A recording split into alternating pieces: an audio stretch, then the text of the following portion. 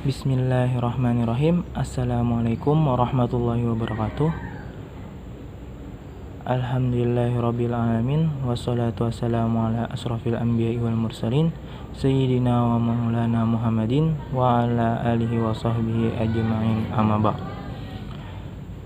Pada kesempatan kali ini kita akan memperdalam materi tentang menghindari dosa besar.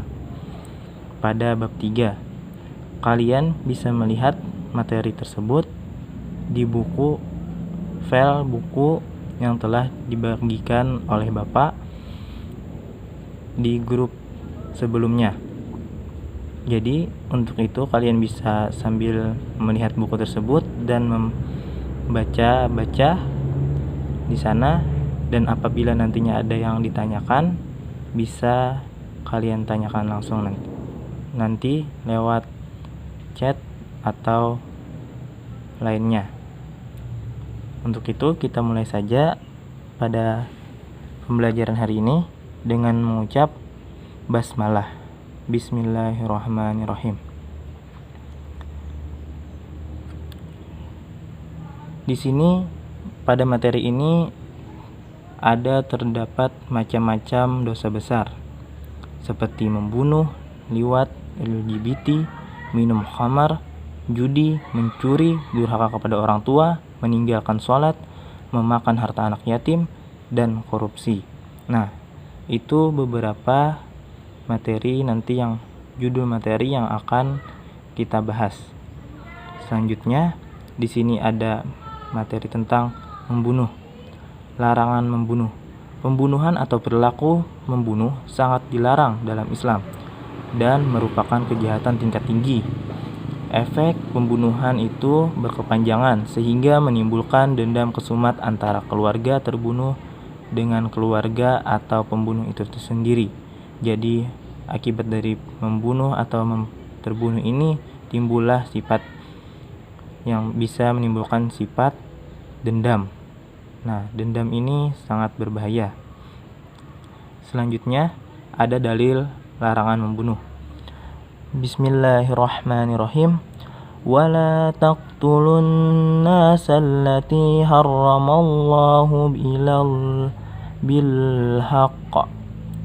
Artinya, dan janganlah kamu membunuh jiwa yang diharamkan Allah membunuhnya, melainkan dengan sesuatu atau sebab yang benar. Ayat ini menjelaskan bahwa kita dilarang membunuh orang yang diharamkan oleh Allah untuk membunuhnya, melainkan dengan sesuatu sebab, kecuali ada suatu sebab yang benar. Selanjutnya, dampak negatif membunuh bagi pelaku pembunuhan. Setiap ketentuan agama yang dilanggar maka akan muncul konsekuensi, atau baik konsekuensi hukum ataupun konsekuensi psikologis. Untuk pelanggaran larangan membunuh, hukumannya sudah ditentukan dalam ketentuan-ketentuan hukum agama dan negara. Dari aspek psikologis, orang yang melakukan pembunuhan akan merasa ketidaktenangan jiwa. Dalam seumur hidupnya akan dihantui perasaan bersalah, sehingga jiwanya akan mengalami ketidakstabilan. Ataupun dalam konteks keagamaan, maka pelaku pembunuhan diancam akan dimasukkan ke neraka jahanam. Selanjutnya, bagi keluarga korban dan masyarakat, pembunuhan adalah kejahatan agama dan kemanusiaan. Dampak pembunuhan tidak hanya dirasakan oleh keluarga korban, tetapi juga masyarakat. Bagi keluarga korban, dapat menimbulkan rasa dendam yang berkepanjangan dan sulit terlupakan. Begitu juga masyarakat akan merasa tidak nyaman atas pembunuhan yang terjadi di sekelilingnya. Nah, jadi di sini dampak-dampaknya sangat besar dari peristiwa pembunuhan. Selanjutnya, liwat. Pengertian liwat.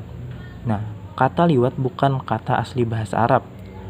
Kata liwat berasal dari kata lut yang termasuk kata ajam. atau juga asing atau non-Arab, bermakna melakukan sesuatu seperti perbuatan kaum Nabi Lut. Nah, jadi liwat ini sesuatu seperti perbuatan kaum Nabi Lut. Umat Nabi Lut mendiami kota yang bernama Sodom. Penduduk kota itu melakukan perbuatan keji, yaitu berhubungan sesama jenis.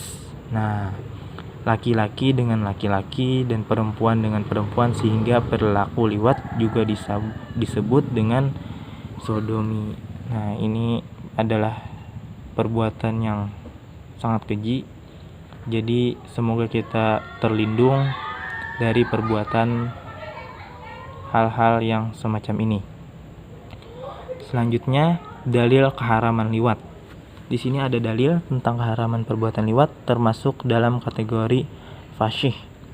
Fasyih yaitu keji atau jijik.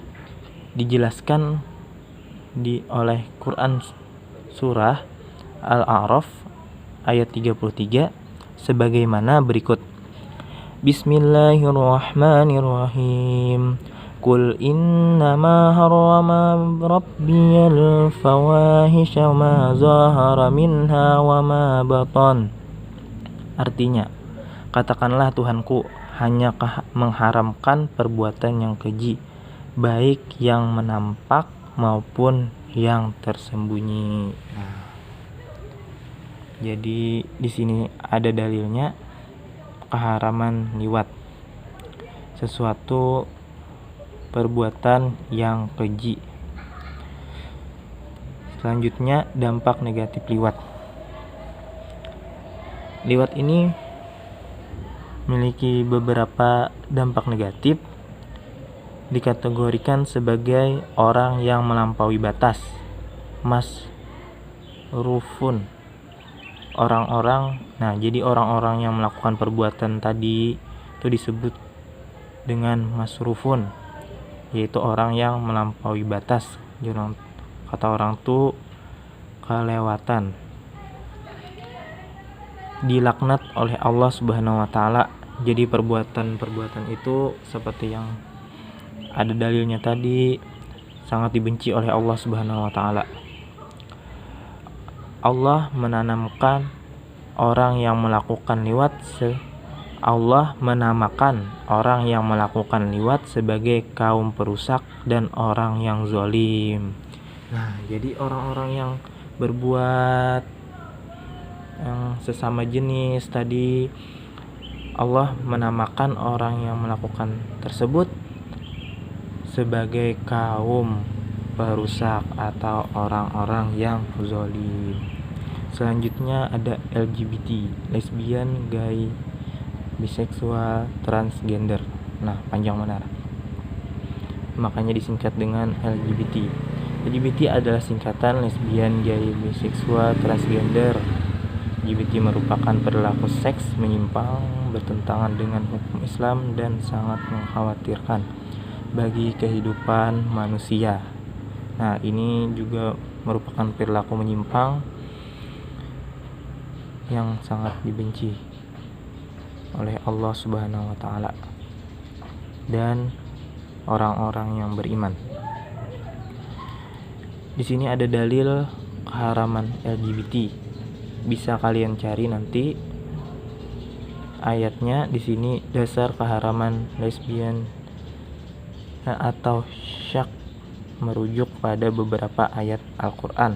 Nah, di sini ada Quran surah Al-Mu'minun ayat 5 sampai 7, Quran An-Nisa ayat 119, Quran surah Al-A'raf ayat 33. Nanti itu juga ada di buku file tadi, bisa kalian buka di sana. Selanjutnya, dampak negatif LGBT. Pelakunya akan dibinasakan Allah Subhanahu wa taala. Nah, kalaupun tidak dibinasakan di dunia, di akhirat nanti akan dimasukkan Allah ke dalam neraka. Nah, seperti cerita Nabi Lut, bisa kalian cari ceritanya di internet maupun sumber lain yang menceritakan hal tersebut, di mana kaum Nabi Lut ini Subhanahu wa taala. Nah, LGBT menimbulkan penyakit. Jadi perilaku menyimpang ini menimbulkan beberapa penyakit seperti HIV dan AIDS, dan serta merusak tatanan kehidupan sosial.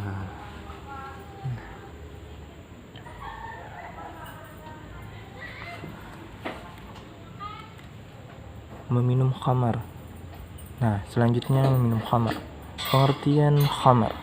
Khamar secara bahasa artinya berarti menghalangi atau menutupi. Dinamakan demikian karena khamar dapat menyelubungi dan menghalangi akal. Disebut khamar karena mempunyai pengaruh negatif yang dapat menutup atau menyenyapkan akal pikiran. Nah, hilang akal ya. Atau memabukkan. Nah, katanya lebih mudah dipahami. Di sini ada MUI, Majelis Ulama Indonesia, mendefinisikan khamar sebagai segala sesuatu baik minuman atau wujud lain yang dapat menghilangkan akal dan digunakan untuk bersenang-senang, sehingga dari definisi ini menyalahgunakan obat-obatan termasuk obat bius termasuk dalam kategori khamar. Nah, jadi penyalahan penggunaan obat, seharusnya obat itu ada sesuai untuk yang menggunakan, tetapi disalahgunakan. Nah, seperti itu.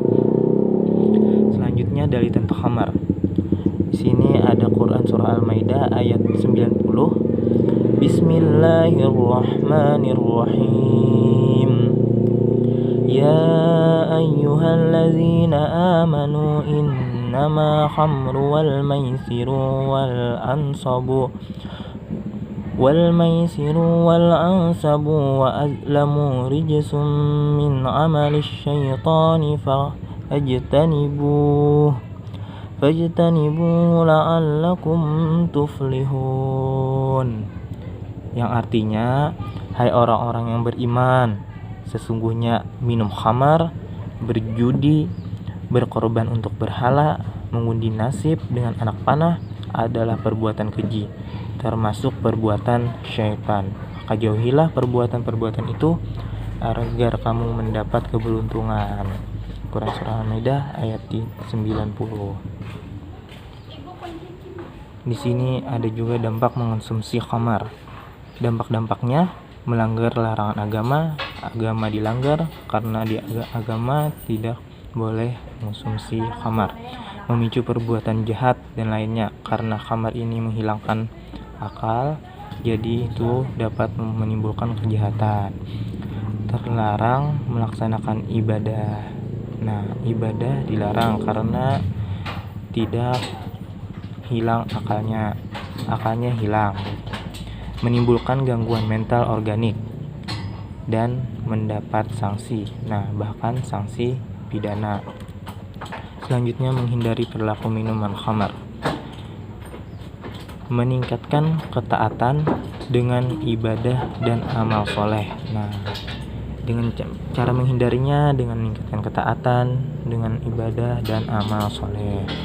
Meyakini bahwa mengonsumsi miras dalam segala bentuknya adalah perbuatan keji dan diancam masuk neraka. Menyadari dengan sepenuh hati bahwa mengonsumsi minuman keras itu tidak ada gunanya, bahkan akan merusak masa depan. Jadi jika ada yang berpikiran bahwa minum keras itu menghilangkan segala masalah, itu malah sebaliknya akan menimbulkan masalah yang lebih besar. Selanjutnya, meningkatkan kualitas akhlak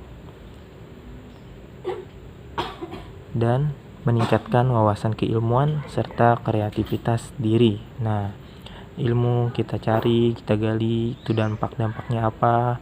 Kreativitas diri dengan kita mengembangkan diri, kita beraktivitas dengan kegiatan-kegiatan yang positif untuk menghindari perilaku tersebut. Menghindari diri dari lingkungan yang tidak baik. Jika lingkungan-lingkungan yang di sekitar kita tidak baik, seperti banyak yang minum minuman khamar atau sejenisnya, maka lebih baik kita tidak mendekati. Hikmah larangan perilaku minum khamar. Nah, jadi dari larangan-larangan tadi ada hikmahnya. Masyarakat terhindar dari kejahatan yang dilakukan seseorang yang diakibatkan pengaruh minuman keras dan narkotika. Menjaga kesehatan jasmani dan rohani dari penyakit yang ditimbulkan dari pengaruh minuman keras dan narkotika. Masyarakat terhindar dari sikap kebencian dan permusuhan akibat pengaruh minuman keras dan narkotika. Menjaga hati agar tetap taqarrub kepada Allah, dekat dengan Allah, dan mengerjakan sholat sehingga memperoleh cahaya hikmah. Meminum minuman keras dan narkotika yang mengganggu kestabilan jasmani dan rohani menyebabkan hati seseorang bertambah jauh dari mengingat Allah.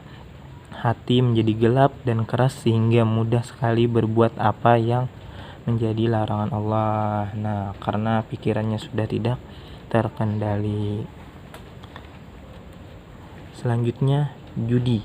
Nah, ini pengertian judi.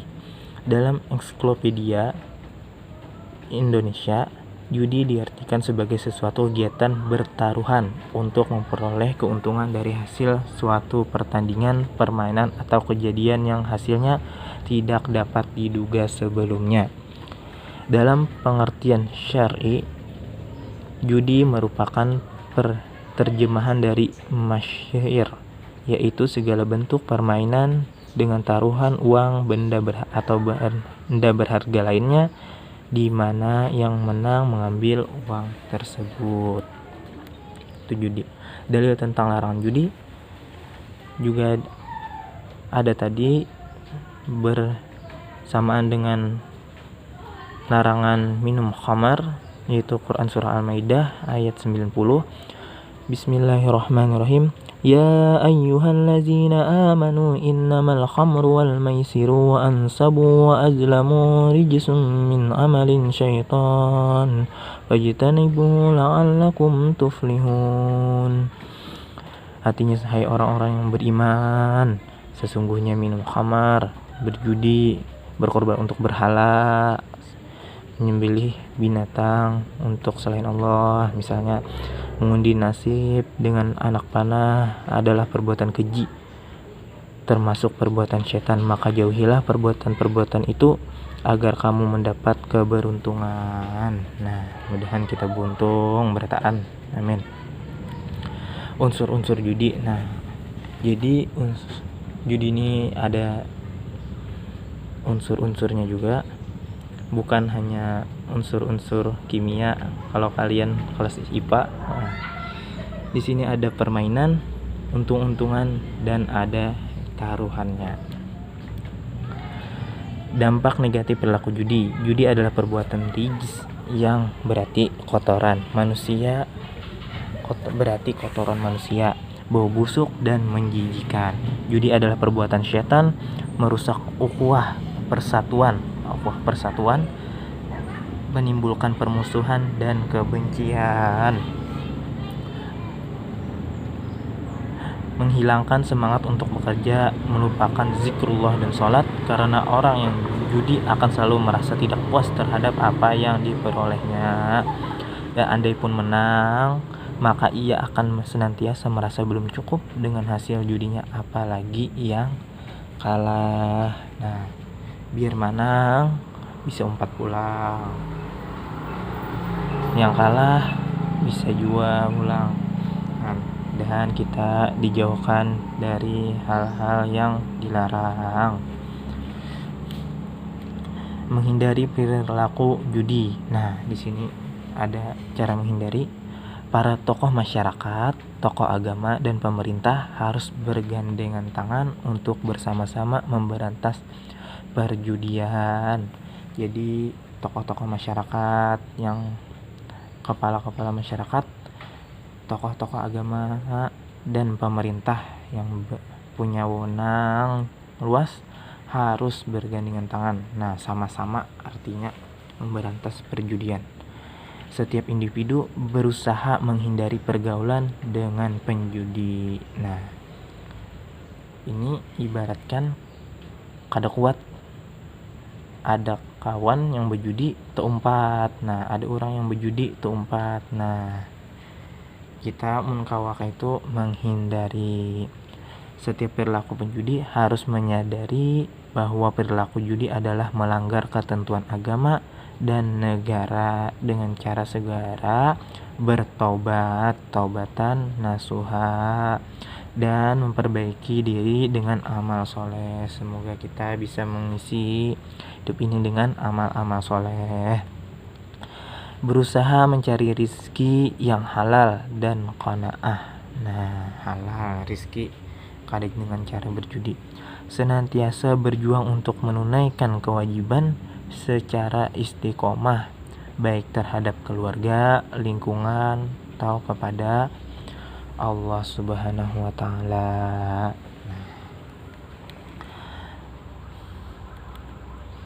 Itu tadi pembahasan kita pada hari ini. Nah, saya mohon maaf karena banyak sekali kekurangan dalam menyampaikan materi. Salah hilaf mohon maaf. Assalamualaikum warahmatullahi wabarakatuh.